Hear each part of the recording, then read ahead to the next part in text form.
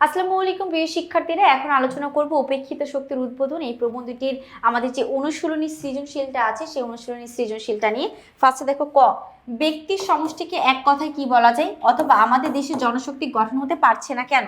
তো ক খ আমরা যদি এখানে একটু আলোচনা করি, দেখো কিভাবে আলোচনা করা যায়। প্রথম প্রশ্ন হচ্ছে, ব্যক্তির সমষ্টিকে এক কথায় জাতি বলা হয়। আমরা যে ব্যক্তির সমষ্টিকে এক কথা আমরা জাতি বলি। আমাদের দেশে কেন গণশক্তি গঠন হতে পারছে না? কারণ আমরা যে ছোট লোক সম্প্রদায়ের মানুষ আছে বা যাদেরকে আমরা ছোট লোক বলে অবজ্ঞা করছি, যেমন কৃষক, শ্রমজীবী, রিক্সাওয়ালা বা আরো অনেক নিচু জাতের মানুষ বা নিচু কাজ করে, সেই মানুষকে আমরা অবহেলা করি বা নিচু জাত বলি বিধায় আমরা আজকে গণতন্ত্র বা রাষ্ট্র গঠন করতে পারছি না। দেশের উন্নয়নের প্রধান চালিকা শক্তি হয়েও ছোট লোক শ্রেণীকে অবজ্ঞা করার ফলে কার্যকর জনশক্তি গঠন উঠছে না। উপেক্ষিত শক্তির উদ্বোধন প্রবন্ধে লেখক সমাজের তথাকথিত ভদ্র সম্প্রদায়ের দৃষ্টিভঙ্গির সমালোচনা করেছেন।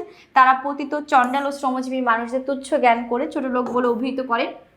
কিন্তু লেখকের মতে এই উপেক্ষিত মানুষের জাতির প্রকৃত শক্তির আধার, দেশের মোট শক্তির সিংহভাগই এই শ্রেণীর উপর নির্ভরশীল। এদের বাদ দিয়ে বা যথাযথভাবে কাজে না লাগিয়ে কোনো জাতির পক্ষে উন্নতির শিখরে পৌঁছানো সম্ভব নয়। অথচ ভদ্র সম্প্রদায় তাদের অবহেলা করে, সম্মান ও মূল্যায়ন দিতে অস্বীকার করে। ফলে এই বিপুল সম্ভাবনাময় শক্তি অব্যাহত থেকে যায় এবং দেশে সুসংগঠিত জনশক্তি গড়ে উঠতে পারে না। তো আমরা শেষ করলাম খ নাম্বারটা। এবার আমরা আলোচনা করব গ আর ঘ নিয়ে। দেখো, উদ্দীপকের মজুর, মুটে ও কুলে উপেক্ষিত শক্তির উদ্বোধন প্রবন্ধের কাদের সমর্থনযোগ্য? কি বলেছে? মজুর, মুটে, কুলে কাদের সমর্থনযোগ্য সেটা আমাদের মিলাইতে বলছে। তাহলে আমাদের এখন গ নাম্বারটা হচ্ছে উদ্দীপকটা পড়তে হবে যদি গ নাম্বারের প্রশ্নটা আমরা আলোচনা করতে চাই। দেখো এখানে আছে, তোমারে সেবিতে হইল যাহারা মজুর, মুটে ও কলি, তোমারে বহিতে যারা পবিত্র অঙ্গে লাগালো ধুলি, তারাই মানুষ, তারাই দেবতা, গাহি তাহাদেরই গান, তাহাদেরই ব্যথিত বক্ষে পা ফেলে আসে নব উত্থান।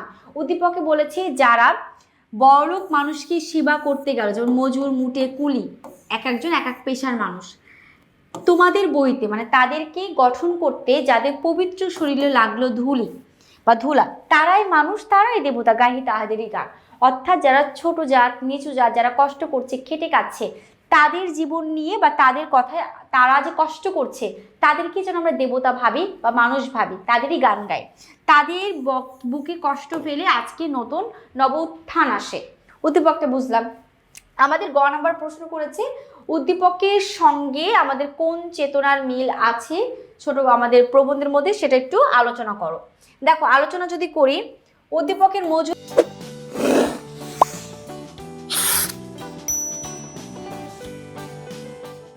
মুটে কুড়ির চিত্র কাজী নজরুল ইসলামের উপেক্ষিত শক্তির উদ্বোধন প্রবন্ধে বর্ণিত সমাজের উপেক্ষিত মানুষের ধারণার মধ্যে স্পষ্ট সাদৃশ্য লক্ষ্য করা যায়। উপেক্ষিত শক্তির উদ্বোধন প্রবন্ধে কাজী নজরুল ইসলাম সমাজে খেটে খাওয়া শ্রমজীবী মানুষের গুরুত্ব তুলে ধরেছেন, যাদের অন্তর স্বচ্ছ কাচের মতো কর্মস্পৃহা মানে কাজের প্রতি ইচ্ছা দেশের উন্নয়নের জন্য অপরিহার্য, তাদের অবদানের প্রশংসা করেছেন তিনি। প্রাবন্তনিক মানে কাজী নজরুল ইসলাম উল্লেখ করেছেন যে দেশের 10 আনা শক্তির মধ্যে এই উপেক্ষিত সম্প্রদায়ের উপরই বৃহৎ অংশ নির্ভর করছে। তাদের শ্রম ও পরিশ্রমে সচল থাকে দেশের অর্থনৈতিক চাকা, অথচ সমাজের তথাকথিত ভদ্র সম্প্রদায় তাদের ছোট লোক বলে অবহেলা করে গেছে। প্রতিপক্ষে মজুর, মুটে ও কুলিদের অবদানকে সম্মান ও প্রশংসার সঙ্গে তুলনা ধরা হয়েছে। তাদের শ্রমে সভ্যতা উন্নতি সম্ভব হয়েছে, যা প্রমাণ করে যে সমাজের প্রকৃত শক্তি উপেক্ষিত মানুষদের মধ্যে নিহিত হয়ে আছে। সুতরাং উদ্দীপকের যে মজুর, মুটে, কুলি উপেক্ষিত শক্তির উদ্বোধন প্রবন্ধে আমাদের যে ছোট লোক সম্প্রদায় আছে তাদের কথায় আলোচনা করেছে। কারণ তাদের উন্নতি বা তাদের দিকে যদি আমরা নিয়ে আসি কাজ করার ক্ষেত্রে, তাহলে আমাদের গণতন্ত্র সঠিকভাবে গঠন করা হবে। যাই হোক, আমরা গ নাম্বার প্রশ্ন বুঝলাম। এবার আমরা আলোচনা করব হচ্ছে ঘ নাম্বার প্রশ্ন নিয়ে। তো ঘ নাম্বারের জন্য আমাদের অবশ্যই প্রশ্নটা পড়তে হবে। তো চলো আমরা দেখে নিই। এখানে উদ্দীপকের মূলভাব উপেক্ষিত শক্তির উদ্বোধন প্রবন্ধের খণ্ড অংশ মাত্র মন্তব্যটির যথার্থতা নিরূপণ করো। অর্থাৎ উদ্দীপককে একটা মাত্র যে রাষ্ট্র বা শ্রমজীবী মানুষের যে খেটে খাওয়া, তারা যে দুর্বল জাতি, সেই জাতির কথা প্রকাশ করলো। আমাদের প্রবন্ধে কিন্তু আরো বিস্তারিত বলা আছে। প্রবন্ধের মধ্যে বিস্তারিত কি বলা আছে দেখো, প্রবন্ধের মধ্যে বিস্তারিত বলা আছে যে আমাদের যে সকল মানুষেরা, যে কবি বলেছেন আমরা সাম্য বা আমরা অসাম্প্রদায়িকভাবে যেন বেঁচে থাকি, আমরা একই সাম্যের মানুষ, একই জাতের মানুষ, সেভাবে বেঁচে থাকতে আমাদের হবে। কিন্তু উদ্দীপকে শুধু একটা ছোট লোক মানুষরা যে উপরে উঠতে পারে, তাদের জন্য যে আমাদের গণতন্ত্রটা পিছিয়ে আছে সেটার কথা বলা হলো আমাদের গল্পে বা আমাদের প্রবন্ধে আরো বিস্তারিত আছে। তো যদি আমাদের ঘ নাম্বার প্রশ্নটা আমরা একটু মিলাই, তাহলে কিভাবে মিলাবো দেখো। উদ্দীপকে উপেক্ষিত শক্তির উদ্বোধন প্রবন্ধে শ্রমজীবী মানুষের জয়জ্ঞানের দিক ফুটে উঠলেও প্রবন্ধের অন্যান্য দিক একেবারে অনুপস্থিত থাকা উদ্দীপকে প্রবন্ধের খণ্ডচিত্র হিসেবে দেখা যায়। উপেক্ষিত শক্তির উদ্বোধন প্রবন্ধেই কাজী নজরুল ইসলাম সমাজের শ্রমজীবী মানুষের গুরুত্বের বিষয়টি বর্ণনা করেছেন। তিনি মনে করেন দেশের উন্নয়ন নির্ভর করে তাদের শ্রম ও ত্যাগের উপর। এই শ্রেণীর মানুষ পরিশ্রমের মাধ্যমে দেশের অর্থনৈতিক চাকা সচল রেখেছে। প্রবন্ধিক তাদের অবদানকে আমাদের 10 আনা শক্তির উৎস হিসেবে উল্লেখ করেছেন। এছাড়া তিনি শ্রমজীবীদের প্রতি ভালোবাসা সম্মান প্রদর্শনের আহ্বান জানিয়েছে।